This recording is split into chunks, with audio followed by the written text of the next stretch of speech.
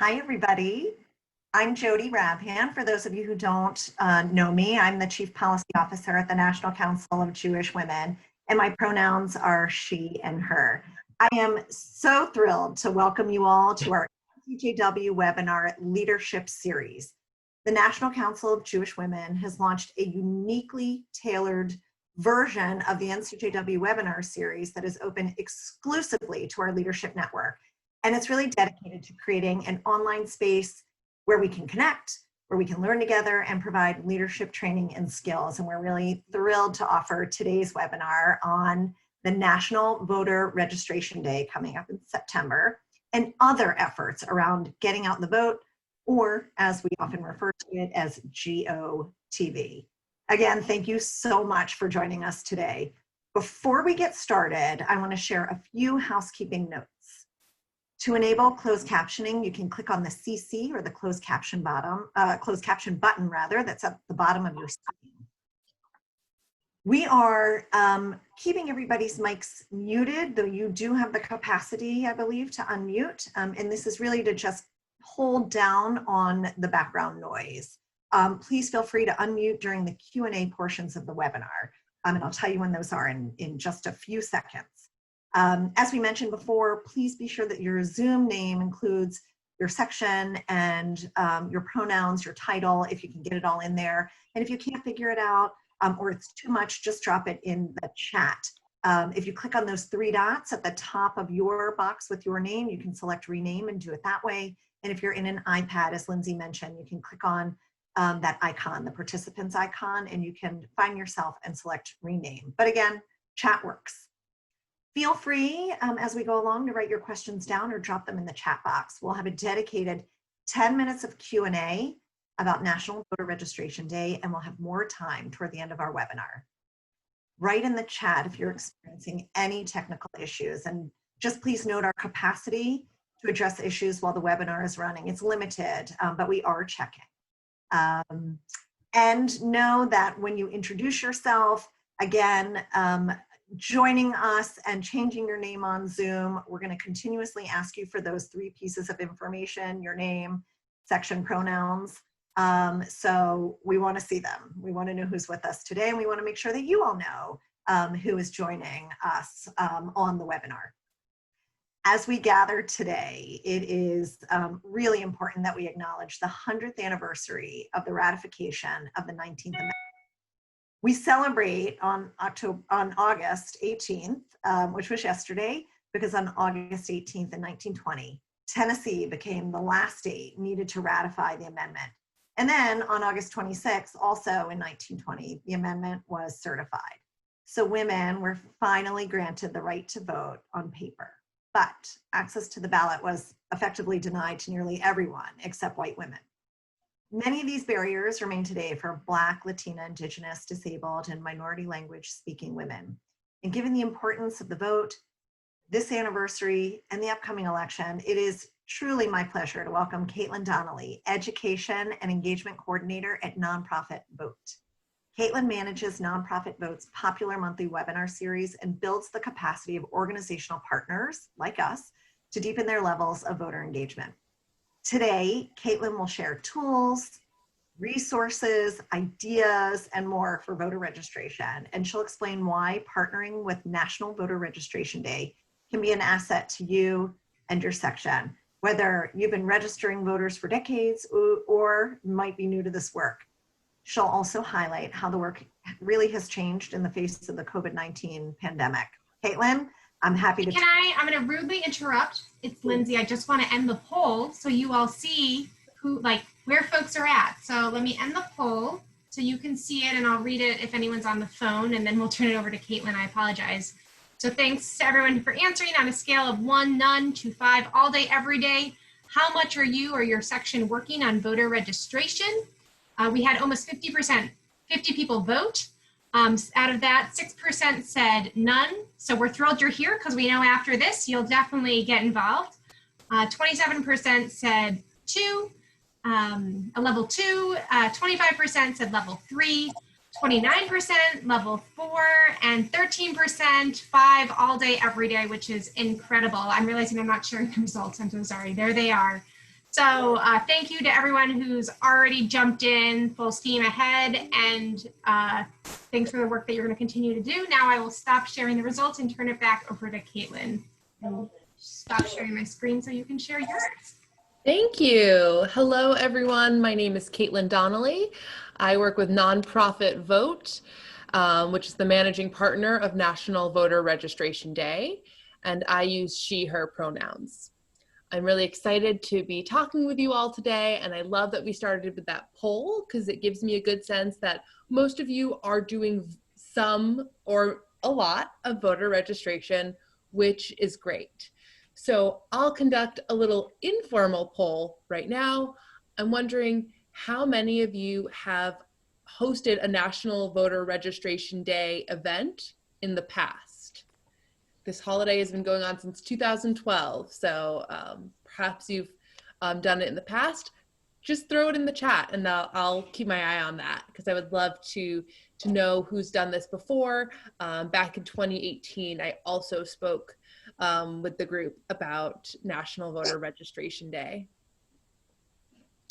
So I will share my screen. So this is the National Voter Registration Day website and general email address if anyone needs that. I will take half a step back and tell you who is Nonprofit Vote, what is the relationship to National Voter Registration Day. I said managing partner, but what does that mean? So National Voter Registration Day has a steering committee that is bipartisan and nonpartisan that runs the holiday, and Nonprofit Vote, because we've been involved since the very beginning, 2012, the managing partner role was given to us in 2017. And so what we bring to this managing partner role is really strong connections with nonprofits across the country, a vast resource of webinars, toolkits, fact sheets, etc. in our resource library, and just a lot of experience helping nonprofits integrate this work into their services. So we took over the holiday.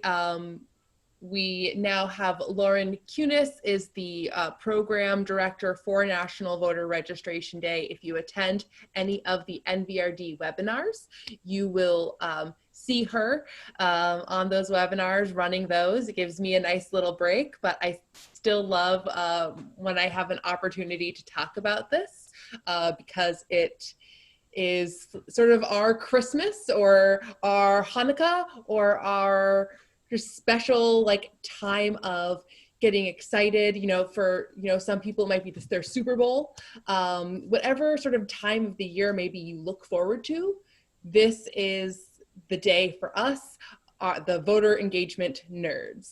So it's going to be September 22nd, 2020 this year. It's always the fourth Tuesday of September. And we have lofty goals this year. Yes, we are living in some strange times.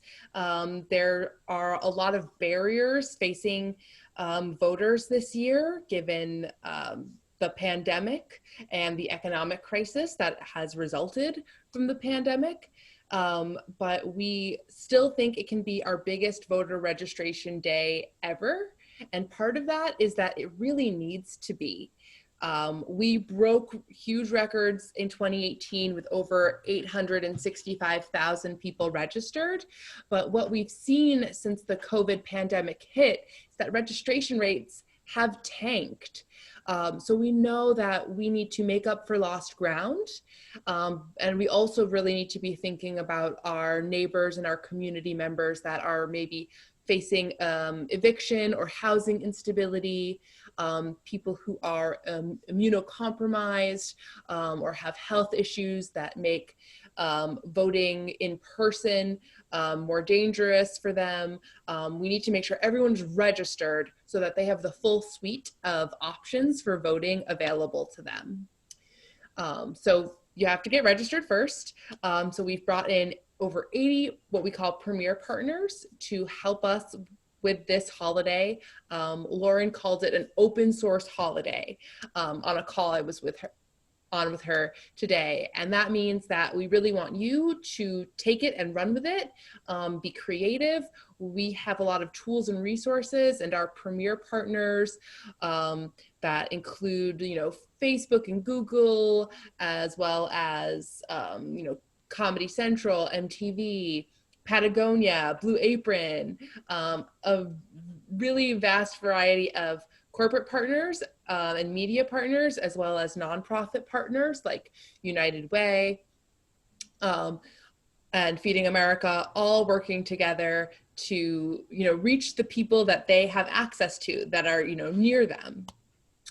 And to do this in this new normal, we have created a lot of tools, including webinars and training resources to help you figure out how to approach this in a way that is going to be safe and effective. So how are we asking you to be involved? There's work to be done leading up to September 22nd, and then of course, on that day, that is a Tuesday. So ahead of the holiday, you can help us by recruiting more partners. If there are other organizations, groups, businesses that you are connected to, encourage them to become partners as well. You can also provide trainings, especially for you 4s and 5s who are doing voter registration all the time, making sure that you're sharing that vast knowledge with others in your community. You can issue a press release really to gain attention. And in prior years, we have had a lot of cities and towns, put out, proclamations about that day being National Voter Registration Day in their town, really recognizing it. Congress has recognized it as well. So any media attention you can generate or pushing your local officials to embrace this holiday is great. And of course, just promoting it on social media, just getting the word out as far as and wide as possible. Then on September 22nd, 26th was last year. On September 22nd, you can organize or attend an event. A lot of events are going virtual this year, but some are still happening in person. About a third of folks that said they were, on our last webinar, said they were doing some form of in-person events, and we know that reaches people like nothing else. It is the most effective. So if there's possibility to do in person, that's great. If there are better ways for you to reach people, or it's just not in the cards for you in terms of safety or capacity, take it online.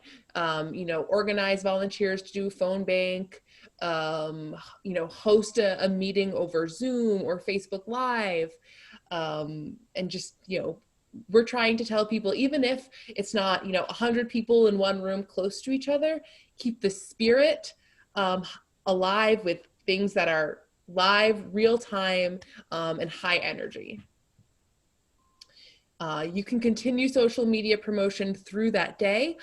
In the past few years, we have been the #1 trending topic on Twitter. Make sure you're using the full hashtag, which is National Voter Registration Day. That's the tag that performs the best, so that's going to give your post the greatest reach. And lastly, engaging with traditional media to uplift voting in your community. So if you know reporters that you can sort of get on this story, writing op-eds, anything you can do to get traditional media paying attention to this as well is going to be super helpful, and make sure that the word gets out to as many people as possible.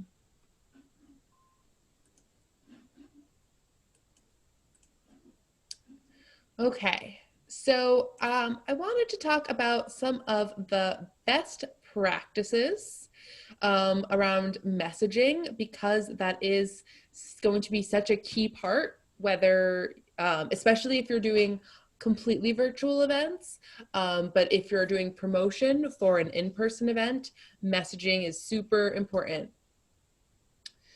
So as I said a second ago, I preempted myself. I had the slide and I forgot. Hashtag National Voter Registration Day. It's like using a bullhorn for all your social and digital communications, and it puts your messaging in front of millions of people.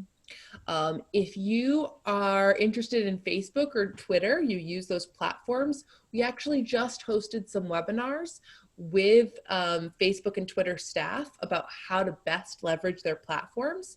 So those videos will be added to the resource library, and I'll show those, where you can find that stuff towards the end of my presentation. So National Voter Registration Day is not the only hashtag we use. It is the most important one, and if you're only going to use one, use that.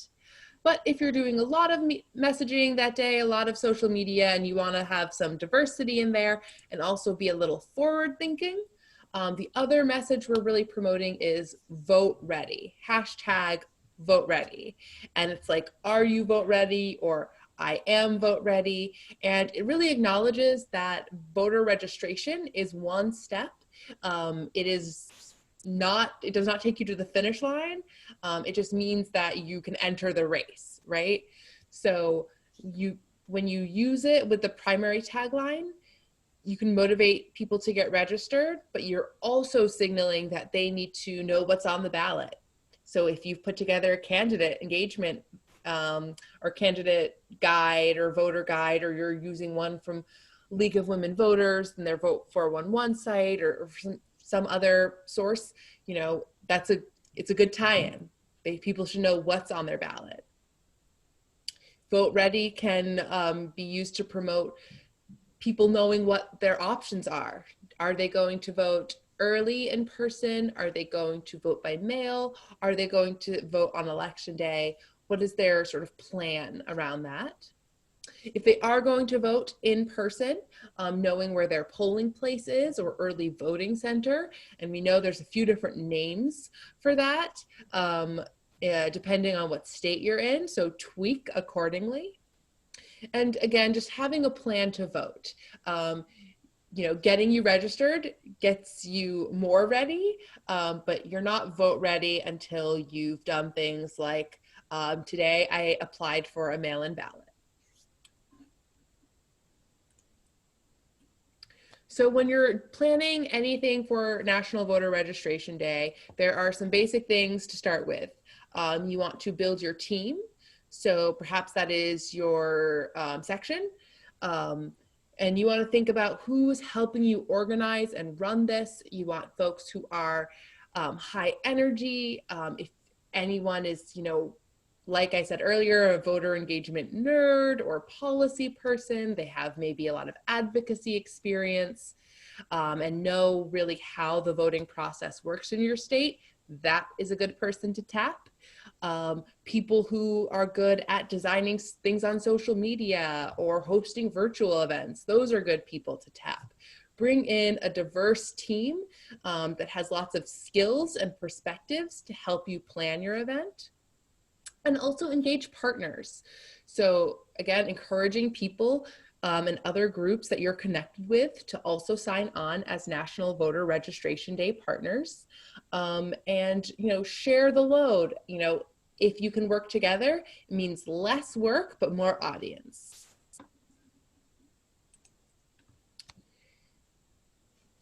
Once you've got your team together, you guys can set your goals. So how many people are you planning on registering or hoping to register? Keeping in mind, about 20 to 30% of eligible voters are not registered, so that other 70 to 80% are. And you can only register people who will attend your event or be contacted by your volunteers or see your messages. So you really want to set your goals, you want to picture the universe. Like, I know that, if I post enough on social media and based on the engagement rates I've gotten in the past, and I boost it, 500 people will see this post. Once you have your universe, and you think about, how many people in there are eligible as well, because if they're not citizens, they're not 18, they are not eligible to register. Then you can estimate sort of the traffic rate. So if you're doing in person, about 1 in 5 people will register with you. So we see a lot of groups and they think that they're going to register 100 people, but they are actually only going to talk to about 150. So if there's only 150 that they're registering, people that they're talking to, that might be more like 30 people that they register. And that's still huge. That's still awesome. And every single one of those people is now registered because of what you did. But just making sure that we're really realistic and that we know, we understand, that this can be sort of time and labor intensive work. I imagine for those of you who are doing a lot of voter registration, you've seen this sort of happen for yourself, where maybe the numbers are not quite as high as you expected. If you're doing things by phone, we figure these are not super scientific numbers, but based on our experience and our best guess, that rate of registration might drop down to 1 in 10. And if it's online outreach, might drop down to 1 in 20 or more. It really depends on the quality of your messages. What we're really emphasizing to people is, as much as possible, how can you make it a two-way conversation, and how can you make it individualized and personalized? So that's why I think, a phone bank is really good, and better yet, if it's a relational phone bank. So you're asking people to call or text other people that they know, contacts already in their phone, who are really gonna actually read the text or respond or pick up that call. So people that they have a lot more sway and leverage with. So you've got your goals. Part of your goals is really choosing your location. So these sort of things happen really at the same time, kind of. You have to figure out, if you're doing this in person, how long are you running in your event? Where are the people you want to register going to be? A lot of groups we know of are trying to focus on college students because, the newly 18 crowd is less likely to be registered. But how do you get to them if campuses are going to be closed down? So thinking about through, how you'll actually reach people if you're doing in person. One of the ideas we're seeing really take off is the drive-through format, where people drive through to do their voter registration, and that allows for more distancing. People can sort of stay in their car, their bubble. So thinking through, where does that make sense to do it? When are people going to be driving by? And if you want to do an event online, thinking through the channels that you have the biggest audience for, the strongest engagement, the best skills with leveraging, and thinking about how many times are you going to send out this message if you're doing primarily social media or a newsletter posting. How can you still make this dynamic? So it's a tall order. We created a lot of resources. So if you go on the site, you'll see, and you look under the resources tab, you'll see toolkit for organizations. We have a lot more than one toolkit. So we have a communications toolkit, and that is going to actually give you sort of week by week, what are you doing ahead of your event to promote it and get the word out about National Voter Registration Day. And that includes, I guess we have them built out, because I was going to say that includes social media assets, which is right below, and then sample press releases. So we tried to create this stuff so that you don't have to, don't reinvent the wheel, adapt what we've already made. We have the webinars I referred to earlier. We've already had one on partnering with election officials, one on planning, and we did have somebody talking about how they've pivoted in light of COVID to do in person in a safe way. And we have those Facebook and Twitter webinars as well. Every state is different in terms of who's eligible to register and how you can conduct a registration drive, so you can find those rules. We have posters and stickers. If you sign up as a partner, you will get free posters and stickers unless you opt out because you don't think you'll need them. But you can also print your own or order more.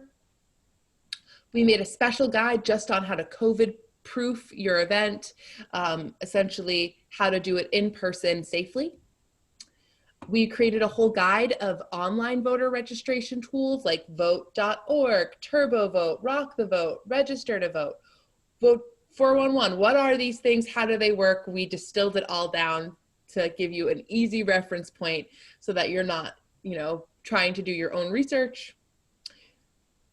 We have resources around voter ID. So every state has different rules around needed ID, and we distill these down thanks to our awesome partners at Vote Riders. And lastly, we have our general field organizer kit, which does reflect our sort of COVID reality, but really takes, a general view of like how, if you've never done a voter registration event before, how do you set that up? How do you plan for that? We also have an event map.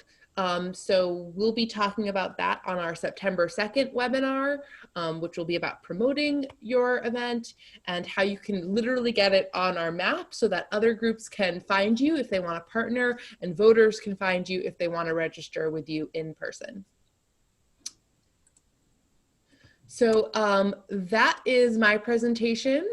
Thank you all. If you have questions for me directly, you can email me at caitlin@nonprofitvote.org. And I'm happy to take any questions. Thank you so much, Caitlin. I don't know about you all, but I am vote ready. I'm going to put NCJW's voter registration tool in the chat. So thank you for mentioning that, Caitlin. And I'd love for folks to get your questions ready. We've already got one in the chat that I'd love to call to your attention. It comes to us from Susan Brooks. And what she asks is, she starts with media is great, but what about people who don't have electronics or use electronics? Do you have suggestions for reaching those people? Yeah, absolutely. So that's why we are still hoping that some amount of in-person registration can still happen. We find that the best way to reach folks is to really pair the registration with some sort of service, or, why are people already leaving their house, right? So are they going to a food bank to pick something up? Are they going to some other sort of place to get services or goods, and try to pair it with that so that you're not asking them to leave the house again. You're literally meeting them where they're at. And if you're thinking about like residences, like I just prepared a packet for Pennsylvania seniors who are, we have a partner there reaching out to some senior homes. Just providing the forms and trying to make ways for you to drop off those forms for them, because we find it's people forget to mail those in. Maybe they don't have a stamp. So really trying to meet them where they are and take as much of the hard part out of it. Thank you. For folks who are on the phone, there are questions related to Caitlin's slides and the resources that she shared on the slides, and you can find it all on nationalvoterregistrationday.org. Yes. Okay, .org. So that's in the chat for folks who are joining us by phone. Couple of questions I want to get to, and they're great questions. So keep them going, please. Keep them coming in. This one comes from Joni Hun. How do you envision in-person events? I personally don't do anything within 6 feet of folks. So share some ideas of how we might want to hold an in-person event in the age of COVID. Sure. So, the first thing you might want to do is find some volunteers who would be willing to do this. Everyone has different comfort levels, but we definitely suggest a few things. First, hold your event outside if at all possible. If it has to be inside, make sure it's a well-ventilated area. Secondly, make sure that all volunteers have masks. If you can provide masks for them, that's great. Make it as either touchless using like a tablet or device, so that essentially, you know, you could like stand back, have this table and say, oh, you know, come, you know, register, and then, you know, the volunteer, you come and you wipe it down. Or if you're going to use paper, and in a lot of ways, paper really is the easiest. You don't have to think through Wi-Fi or anything like that. Try to get pens, you know, order, you know, go to the Staples or Office Supply, pick up, you know, the cheap pens and let people take those with them. You know, gloves, hand sanitizer, plexiglass shields, these are all things that you can use as well. But I'd really say that you want to find the folks who are going to be comfortable with doing this as well, because they're going to be the more engaging to the people walking by. But however you can, you know, sort of figure out, you know, how can you keep it so that it is still, you know, 6 feet away. There is a lot of ventilation, but you're able to serve those folks that might not be able to register online. I have another question from the chat, and I'm going to encourage folks. Feel free to unmute yourselves and ask your questions. I'm happy to ask them for you. If you put them in the chat, you can raise your hand. So, and if you're on the phone, jump right on in. We definitely want to hear from you while we've got Caitlin for a few more minutes. So our next question comes from Jen Bernstein in St. Louis, and she shares that she's worried about muddying the waters in Missouri. September 22nd is also the first day that absentee ballot starts. So their legislature and their governor have already made it so confusing. What a surprise, Jen. Any tips on avoiding confusion? Well, under the banner of #VoteReady, you could really pair these asks, asking people, you know, is your registration up to date? Can I help you update your voter registration? And would you like to apply to vote by mail? If you can do both at the same time, you are really helping that voter out. And you can just tie the messaging in together, I think.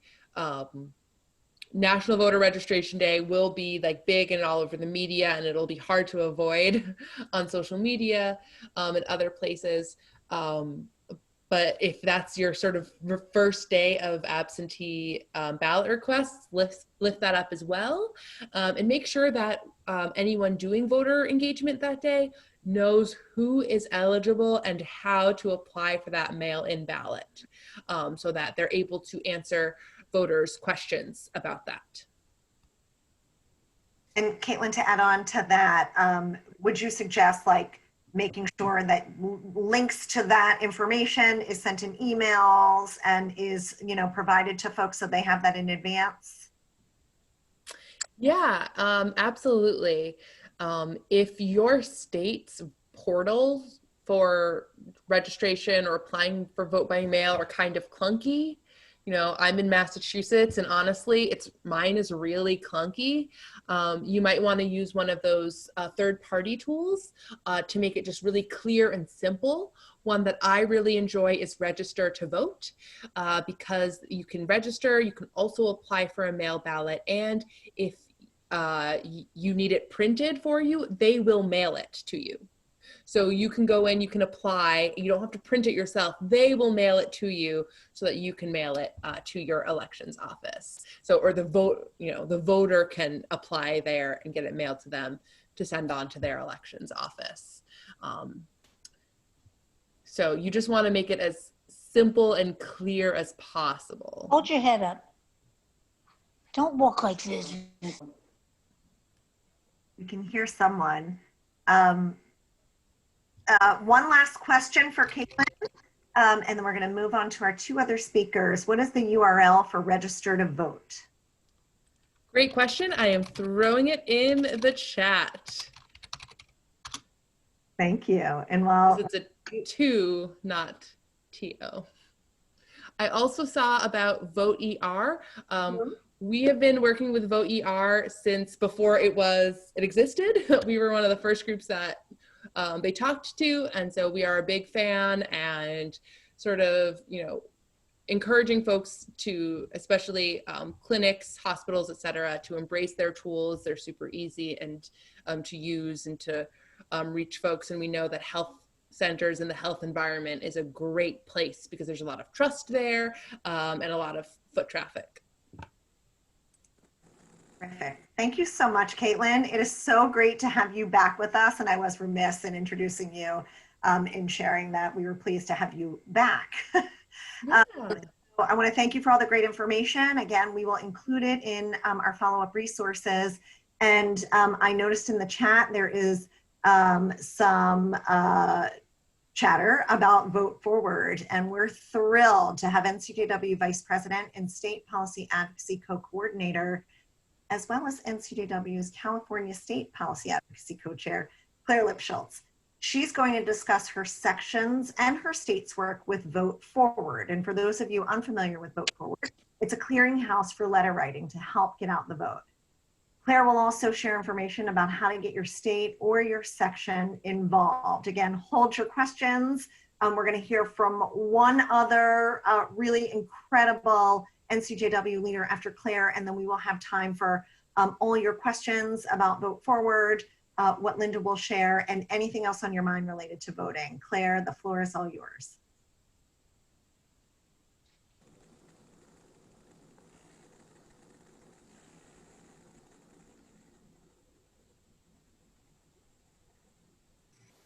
Claire, make sure you're unmuted if you're trying to speak. We can't hear you.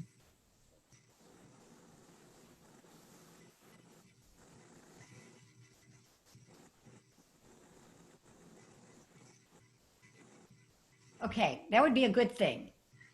There you go. All right, just a minute now. Hold on, I'll be with you guys in just a second.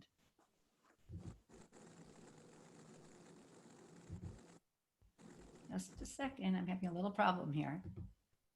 Oh, for heaven's sakes. Oh, just a minute. Okay, so I'm sorry, I was just thanking you, Jody, and saying what a great presentation that was on registering voters. And now let's talk about one way to get those voters out who have registered. So yes, COVID-19 has limited our ability to engage in traditional get out the vote activities, but there are still effective ways to encourage particularly underrepresented Americans to make their voices heard.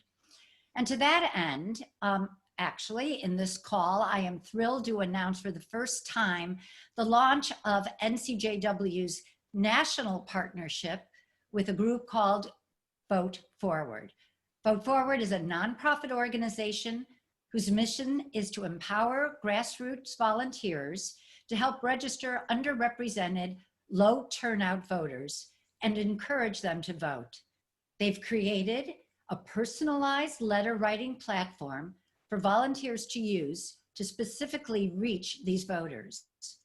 The letters are a combination of a pre-printed template created by Vote Forward, and then you're the volunteer's personal handwritten message. So why letters? Vote Forward determined through multiple randomized trials that this particular demographic of voters are significantly more likely to vote if they receive personalized letters and receive them very close to the election. Right now, as you can imagine, Vote Forward is very carefully researching the evolving situation of the USPS and all that's going on with the system to determine the best mailing date, which will still likely be in October. It might just be earlier than what had been intended originally before some measures came into place. But I am very confident that they are watching the situation and will let us know when the best time is to mail those letters for maximum efficacy and to make sure they get there in time. The goal of Vote Forward generally in their Big Send campaign is to reach 10 million registered voters in the states of Colorado, Florida, Georgia, Iowa, Michigan, North Carolina, Ohio, Pennsylvania, Texas, New Hampshire, and Montana. And now NCJW as a national organization is part of that Big Send effort. So what does it mean that NCJW is now part of the campaign? Vote Forward has created for us a privately branded portal or landing page, which is unique to us and available to all NCJW volunteers and friends everywhere in the country. From this page, through this link, volunteers can access names and addresses of target voters in states selected by Vote Forward as those states that have the most voters who need to be reached in that demographic. The provided lists, importantly, are nonpartisan. When you get to that landing page through that special URL, the campaign promotes NCJW's identity with a prominently displayed logo on the landing page. So anybody who gets there sees that this is the Vote Forward NCJW campaign, and it's pretty cool. So the letter writing campaign adds another tool to our Promote the Vote, Protect the Vote actions. It's simple for volunteers to do at home while we're all having to stay close to home. It's safe, it's empowering to volunteers, and it provides another organizing opportunity for sections to engage members in voter activities. It also allows individuals just to sit in front of their TV when they're otherwise, watching their favorite news program or happy program. They can be writing letters, and it's that simple. The only problem is if you're watching foreign movies and you have to read the subtitles. There are all sorts of opportunities for communal activities in doing letter writing, virtual letter writing parties, competitions among section members or teams that you might create, and of course coming up with creative prizes for people who have written or teams that have written the most letters. Okay, the next slide is going to be a quick overview of the process, and it really is how you join up and how you get your adopted letters or your adopted voters. It's very, very simple. You simply go to the NCJW link, which should be in the chat box. Once you're approved, that is, they determine you're not a troll, you will be given a list of voters to adopt in groups of either 5 or 20. You will then download and print those template letters. When you print them, you will then take the pre-printed template, handwrite the recipient's name, which will be at the bottom of the printed letter. You will add 2 or 3 sentences about why voting is important to you, and then you will sign the letter with either your full signature or your first name and a first initial of your last name, if that is more comfortable for you. You address the letter at the envelope with the name and the address, return address, as well as a recipient's name and address is provided at the bottom of the letter. So then you just put that on the envelope. You stamp and seal your letters and then mail them once you receive the official send date from Vote Forward. It's that simple. And because we have the ability to get behind the activity for NCJW, we have a running record about how many letters have been prepared and sent and to where. And it can tell a fabulous story about NCJW voter engagement successes nationwide. Slide 4 is a copy of a typical letter. You can see where you add the person's first name, the 2 sentences, where you put in why voting is important to you. And then, as I said, you sign it and just address the envelope. The other thing that's nice, there's a code at the bottom of the letter, which the voter can use to look up election information that is specific to them. Very quickly, here's some current activity. We've been doing this in Sacramento, as well as it's where it started. We then expanded statewide under SBA direction. And the results and feedback have been terrific so far. 4 other statewide efforts are underway. Here are the results of 2 of them so far. And now with the national umbrella, any NCJW member or friend anywhere can become part of the effort. Start now and right through the send date in October. It's really fun to storehouse the letters and watch those piles grow until we get the send date. So I encourage you, go to the link that's in the chat, sign up, try it out for yourself. It's super simple. The directions on the site make it all very clear what to do. If you're a section leader, you might want to organize a project around this, or simply make your members aware that they too can engage at their own pace through the link. And send the link out widely to everyone you know, and just grow the NCJW members. We do have sample materials to help you as a section, if you want to create an organized effort. We're happy to send those sample materials to you. And for those of you who are listening on the call, if you're in Texas, Florida, New York, or Ohio, or California, check in with your section leadership and get connected under your particular state's umbrella. And I am done with my presentation and happy to answer any questions. Claire, we're going to hold on questions, and there are lots in the chat, and I know that folks are probably filled with other burning questions. We want to just share one other super interesting program that Linda Levy is going to talk about. She is NCJW's Promote the Vote, Protect the Vote 2020 campaign captain from NCJW's Michigan section. And Linda's going to briefly share NCJW Michigan's Let's Both Vote campaign to reach out to young voters. So I'm putting a hold on my thanks to Claire, because Claire's going to stay with us through the end, and we are going to get to your questions. But we'll take a few minutes to hear from Linda, and then we'll take all of your questions related to Claire's presentation, Linda's presentation, and any other questions you might have related to voting and get out the vote work and what NCJW is up to these days. So Linda, over to you. Thank you, Jody. My name's Linda Levy, and as Jody said, I am from the Michigan section of NCJW.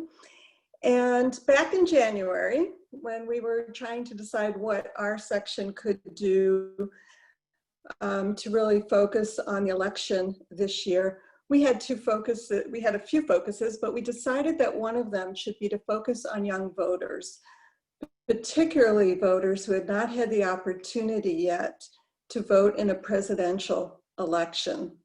We wanted to make sure that they were registered to vote, or that they could check on their registration. And we also wanted to educate them on mail-in voting, because Michigan is a state that has no excuse mail-in voting. So anyone can, but we needed to make sure that voters understood it was a 2-part process. You needed an application filled out and mailed in before you actually got your absentee ballot. We then went to a couple of city clerks to go through the process to make sure that we had all our questions answered. And then we had representatives from our 2020 election subcommittee co-chairs who went and spoke to a professor of public policy, what else is she? And political science at the University of Michigan in Ann Arbor. Her name is Edie Goldenberg. She is also the faculty director of Turn Up, Turn Out, which is an effort to encourage student voting. And during that conversation, one of our members asked her, who are the influencers that we should be reaching out to who can really encourage students to vote? And to our surprise, her answer was that at college students, it's grandmothers and mothers who have a lot of influence. With that information, when we came back and talked about it, we realized that that's our membership. Our membership is and mothers, godmothers, aunts. And so we came up with Let's Both Vote. Let's Both Vote is a campaign where we have asked our members to reach out to their grandchildren, children, nieces, nephews, godchildren, and ask them to make 3 commitments to the election this year. To have a conversation about how important it is to vote, and then to have them commit to registering or to check that they are registered, and then to ask and obtain an absentee ballot application, fill it out and mail it in immediately. And then when they get their absentee ballot, to fill that out and mail that in early. We used TurboVote as a suggested platform for them to use because that was something that they could then do very easily to check on their registration and to obtain their ballot application. And we also encouraged them to do it early. This was back in March. And of course, at that time, we thought COVID-19 could be receding in the summer and things could go back to normal in the summer, possibly, and in the fall, they'd be busy with school. So we wanted them to get these things done when they were sheltering at home. We sent a letter to our members. That letter included a template of a letter that they could send to their children and grandchildren. And we also suggested that they send them envelopes and stamps. We're not sure that the younger generation who uses so much email would necessarily have stamps in their homes. So we wanted to offer that service for them. And we also had asked our members within a couple of weeks to check and make sure that they had actually followed through and to let them know that we are here to answer their questions. We initiated this campaign both through email to our members, and then we followed up with a snail mail letter to our members to capture as many as possible. We started back in early April, sending everything out. And once we started getting feedback, and we got a lot of positive feedback as our members even shared our program with friends, we started to reach out locally to the synagogues, organizations that we belong to, excuse me, any clubs that we participated in, as well as our friends. And then nationally, we shared this with the Protect the Vote captains who meet monthly through NCJW. And we have had a very good follow-up and a lot of very positive feedback. If you are interested, you can go to our website at www.ncjwmi.org and click on Let's Both Vote. There is a graphic there of young people putting a ballot into a ballot box, and the information is on there on what the campaign is designed to do. There is that template of a letter, and so you can find everything there if you are interested in following up and creating this program locally. Thank you. Thank you so much, Linda. We love what you all are doing. It's resourceful, it's enterprising, and it is so perfect for the moment. We have questions in the chat. I'm going to go back. So we're going to start with some questions for Claire, but feel free to raise your hands again, jump in, add your questions for Linda, and we'll try to get to them all. We're going to do lightning speed. So Claire, where are you getting the addresses for the letter writing? Okay, so the addresses come from the state registrar's voter registration rolls. They have to be transparent, and they're pulled from those rolls. And then Vote Forward uses some third-party organizations to help organize that information, and also through other filters they use to identify those who would appear to fall within the demographic of being underrepresented. And from the registrar's rolls, you can tell whether or not they're low propensity voters, which means that they're not regular voters. Thank you. And so if I'm Maddie Fireman, let's just say in Louisiana, and I want to be able to call people in my own state, can I do that through Vote Forward? Well, first of all, you are limited to the state list that they create. And frankly, I don't know if Louisiana is on it. I don't have access to that information right now, but you can get it. But Maddie, and I know you're asking as an SPA, presumably, other SPAs have chosen, the ones that I've mentioned, and one is on the call right now, did decide earlier to sort of create their own state branded campaign, which you can certainly do, in which case you can choose among the states that you want to, that are there, that your state might want to do, or just go with the national umbrella. And Vote Forward has identified right now, Florida and Texas are the two states that come up as the default states, where you don't choose, it just comes up. The reason for that is they are the ones that have the most numbers of voters yet still to be reached. So they're really critical. And once, all those voters are adopted, they'll bring up another state. And when you get the list, Claire, is it separated by state, by county, in any sort of way, or is it just a straight list? It's just a straight. It's a state list, and it does appear. I can't say whether or not it's by county, but it very well may be in sort of general regions that are the same. I don't know Florida well enough to be able to tell, but for example, we're doing Florida. And all the addresses are from Florida. Okay. And then for states or sections that haven't already set up their own landing pages, they can set up their own, or do they have to use a national landing page? How does that work? It's really up to, I'm going to say it's up to the section, up to the state.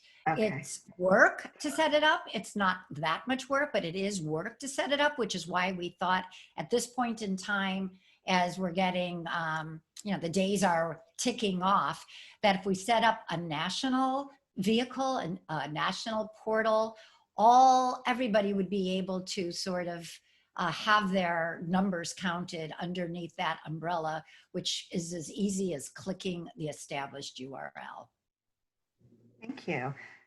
Important question from Aviva Zadoff at New York section. They are taking part in a Vote Forward letter writing party. What's your suggestion for their section to facilitate letter writing for those who don't have printers at home?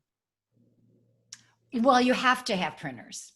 So that is a must. There's two musts here. You have to have the ability to print out. However, it doesn't have to be your own computer. You have to have the ability to print out the letter, and somehow you have to have the ability to stamp it. Whether it's a section purchases stamps for those that can't afford it, or if somebody doesn't have a printer, the section can arrange for somebody else to print out the letters and deliver them to the person who doesn't have a printer themselves. Or you can download the letters on a PDF and then send that PDF via your computer to like Staples or Kinko's or one of those companies that will print your stuff out and then get it back to you. Thank you. We have 1 minute left. I know we have more questions, but we have some really items to share with you all.